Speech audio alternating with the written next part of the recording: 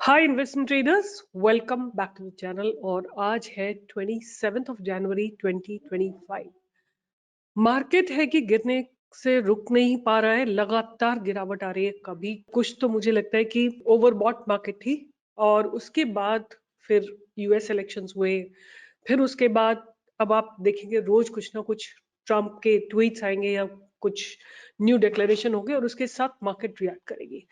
Anyway अभी भी market बहुत नेगेटिव स्टांस पे ही खड़ी हुई है। आप देख सकते हैं सामने, मैंने आपके सामने निफ्टी का मंथली चार्ट लगाया, वीकली चार्ट लगाया, सॉरी वीकली चार्ट लगाया। और वीकली चार्ट में भी आप देखेंगे आरएसआई अभी ओवरबॉट जोन में, ओवरसोल्ड जोन में नहीं आई है। Neither it has come in the monthly zone.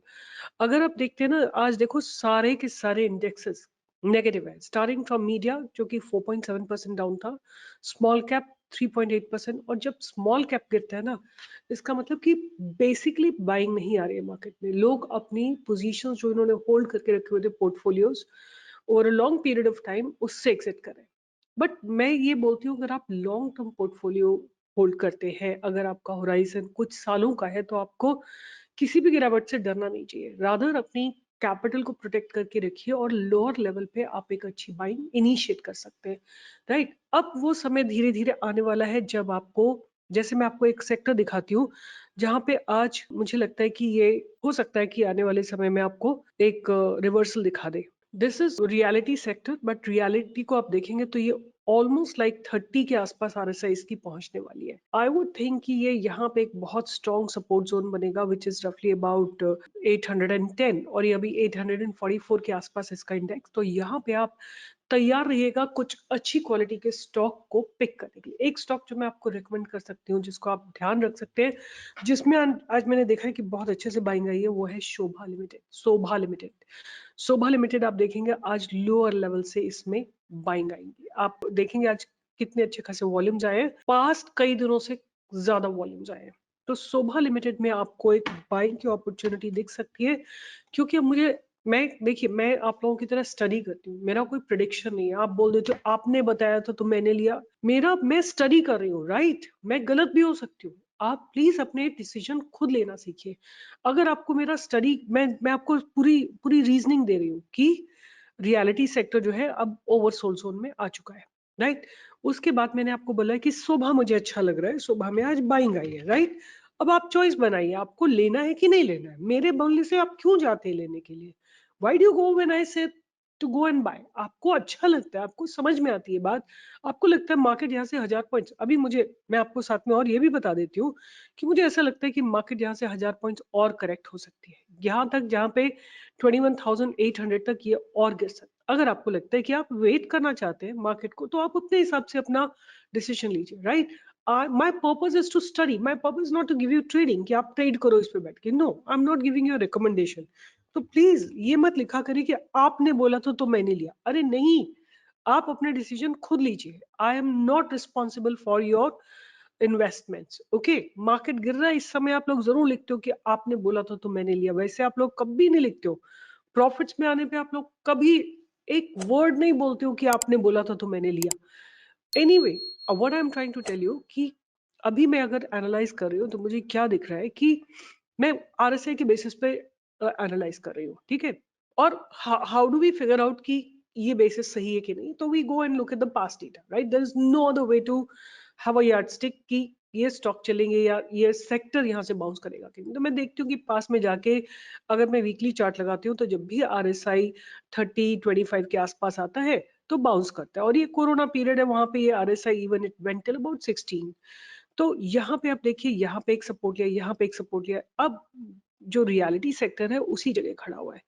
और मैंने और क्या देखा आज कि जितने भी रियलिटी के स्टॉक्स हैं, फॉर एग्जाम्पल शोभा है, या मैंने देखा लोधा है, लोधा डेवलपर में भी आज अच्छी बाइंग आती हुई मुझे दिखाई दी है। राइट, तो जब इस तरह का सिनेरियो होता है तो यहाँ से अंदाजा लग जाता है कि अब लोअर लेवल पे लोग बाइंग करना शुरू कर रहे हैं। ओवर सोल्ड जोन में आ चुका है सेक्टर, और यहाँ से लोग बाइंग कर रहे हैं।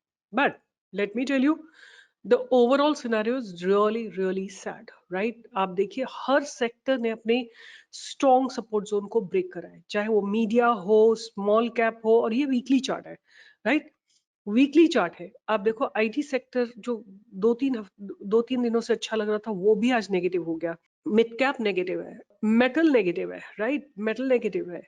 200 ने अपने बहुत स्ट्रॉन्ग सपोर्ट जोन को ब्रेक करा है, राइट, बट ये एक जगह पे खड़ा हुआ है जहां पे एक आप हो सकता है कि आने वाले दिनों में एक थोड़ा सा बाउंस आ जाए, राइट। तो what I am trying to tell you here कि अगर आपको नहीं समझ में आता ना तो please don't put your money on anybody's recommendation. मैं कौन हूँ? मैं कुछ भी नहीं हूँ, मैं केवल स्टडी करती हूँ, राइट। आप लोग प्लीज इतना ट्रस्ट मत किया करो और take your own call whether you want to invest और you don't want to invest, right.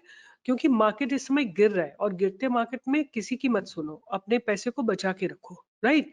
हमारा काम है स्टडी करना, हम रोज आएंगे प्राइस को स्टडी करेंगे, देखेंगे क्या हो रहा है क्या नहीं हो रहा है, वहां से कुछ जज करने की कोशिश करेंगे, बट जहां तक मुझे लगता है कि मार्केट में 1000 पॉइंट्स का ड्रॉप और आ सकता है।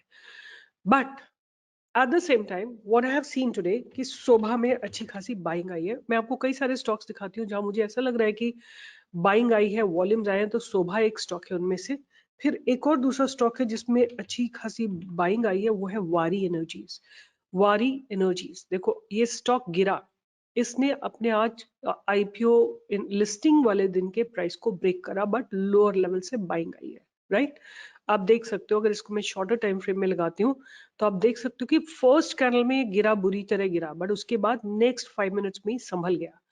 तो लोअर लेवल से definitely there is buying coming in. अब I don't know how how stable will MobiKwik, MobiKwik में भी बाइंग आई हुई है, राइट। तो लोअर लेवल से स्टॉक्स में बाइंग आ रही है एंड उसके चलते मैंने 3 स्टॉक्स आपके लिए निकाले हैं और उनको मैं केवल स्टडी करी हूँ। There is no no no recommendation, क्योंकि मार्केट हो सकता है 1000 पॉइंट्स और गिर जाए। तो आप अपना अपना स्टेटमेंट खुद बनाइए, but the whole idea is कि एटलीस्ट प्राइस को तो हम स्टडी करेंगे ना, लर्निंग प्रोसेस तो कभी नहीं रुकना चाहिए ना।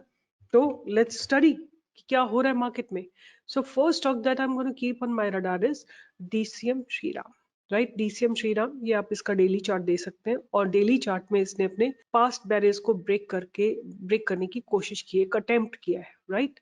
आप देखो ये जो पास्ट बैरियर है उसके पास जाके एक बार नीचे आ गया, तो इस पास्ट बैरियर के ऊपर इसके ऊपर जाने की पॉसिबिलिटी दिखाई दे सकती है, आप इसको ध्यान में रख सकते हैं। आरएसआई को भी देख सकते हैं, आरएसआई इज अबव 60, तो ये एक पॉजिटिव साइन है स्टॉक का, और स्टॉक धीरे धीरे धीरे धीरे कोशिश करके ऊपर जाने की कोशिश कर रहा है, लाइक लगातार अपने हायर लोज लगा रहा है स्टॉक, लगातार हायर लोज लगा रहा है, तो इसको आप अपने रडार पे रख सकते हैं।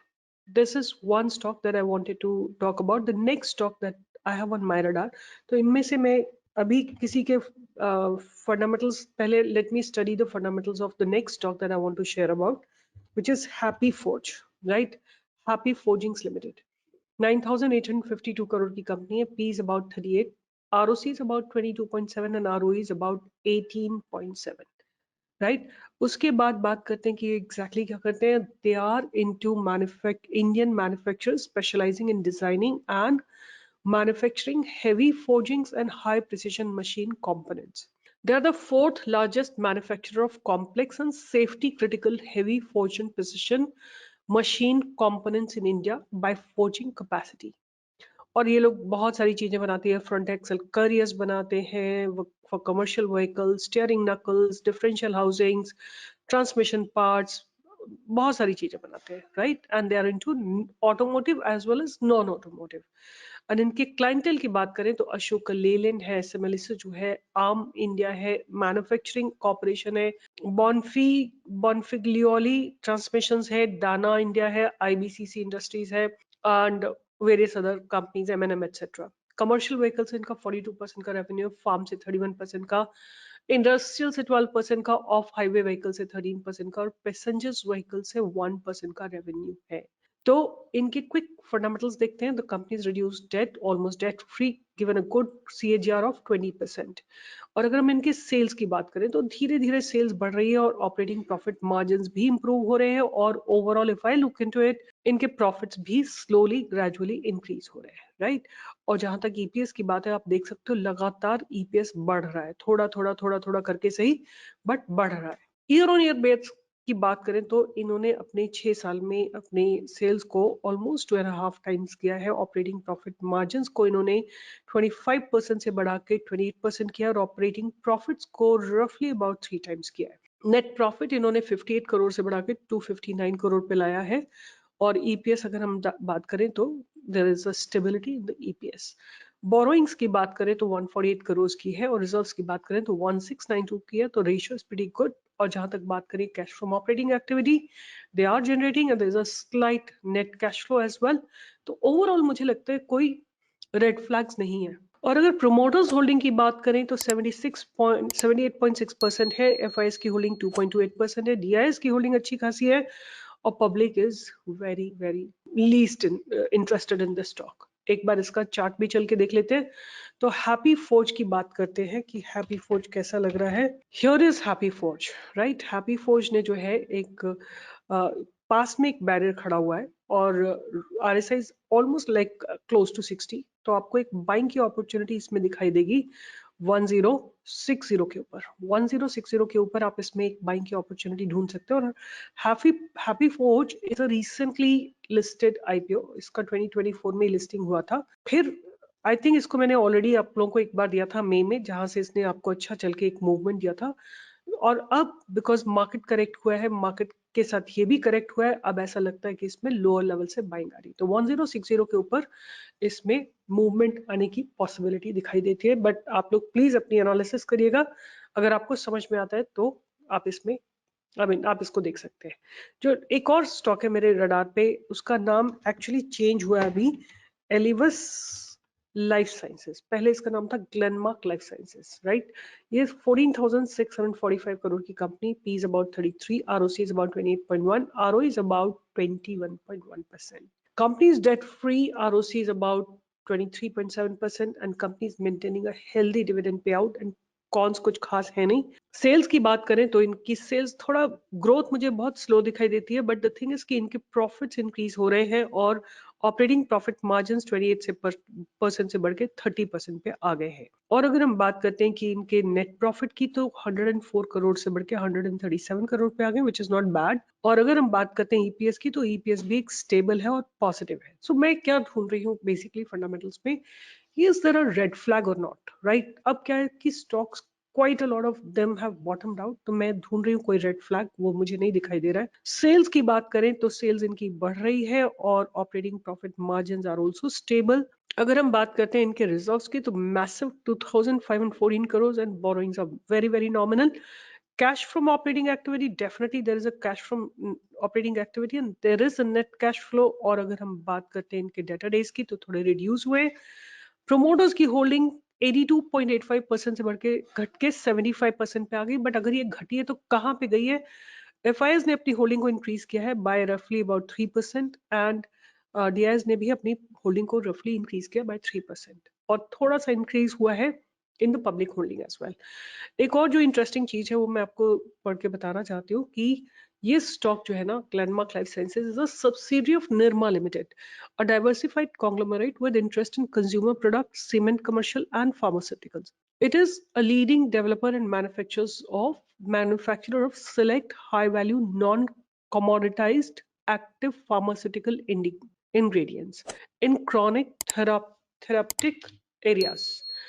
Okay, so ये जो है, before 2019 API business was an integral part of Glenmark Pharma. It was separated from Glenmark Pharma Limited into the Glenmark Life Sciences through a business transfer agreement in January 2019 and GLS was subsequently listed on NSE and BSE. Right तो अगर हम इनकी बात करते हैं कि इनकी जो कैसे कैसे इनका रेवेन्यू है, तो रेगुलेटेड मार्केट से 82% है और इमर्जिंग मार्केट से अबाउट 18% है। तो basically this company has been acquired by Nirma. So overall मुझे कोई रेड फ्लैग नहीं दिखाई दे रहे हैं और प्राइस एक्शन अच्छा दिखाई दे रहा है। और ये जो स्टॉक है जिसकी मैं बात कर रही हूँ, एलिवस, ये स्टॉक जो है काफी रेजिलियंट रहा है इस पूरे पीरियड में। जब मार्केट करेक्ट हो रहा था स्टार्टिंग फ्रॉम सितंबर, it has fallen but it has not fallen to the extent, इतना नहीं गिरा है कि इसको बोला जा सके कि ये बहुत बुरी तरह करेक्ट हुआ है। अब आप 1220 पे इसमें बाइंग की अपॉर्चुनिटी को ढूंढ सकते हैं, right.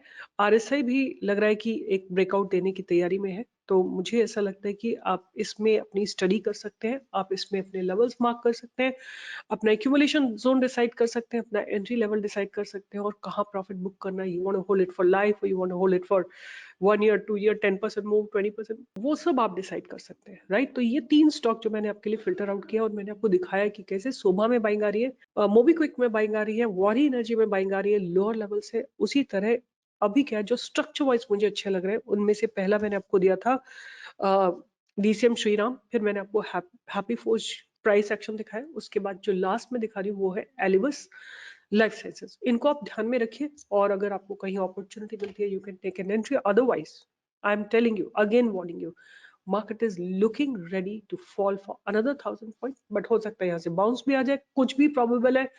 It's tempera, Trump is so unpredictable, so he makes the market unpredictable, and hence there is no guarantee that there will be a good return that you will get. If you want to enter, enter with your own choice, enter with your own understanding of the market, otherwise stay away, right? This is आज का market जो है उन्हीं लोगों के लिए, those who are brave hearted, those who are ready। अगर यहाँ से 20-30% भी नीचे चला जाए मार्केट, वो घबराएंगे नहीं, उन्हीं के लिए मार्केट। अदरवाइज आप जो लोग हर दूसरे दिन 10% का मूव चाहते हैं उनके लिए मार्केट नहीं है। तो स्टे अवे और स्टडी करते रहिए, क्योंकि अर्निंग नहीं हो रही है ना आज के समय में, तो लर्निंग तो करो ना, right. So with this I will be signing off, and learn करते रहिए मार्केट को, वो नहीं छूटना चाहिए, अर्निंग आएगी आएगी। Bye bye, take care.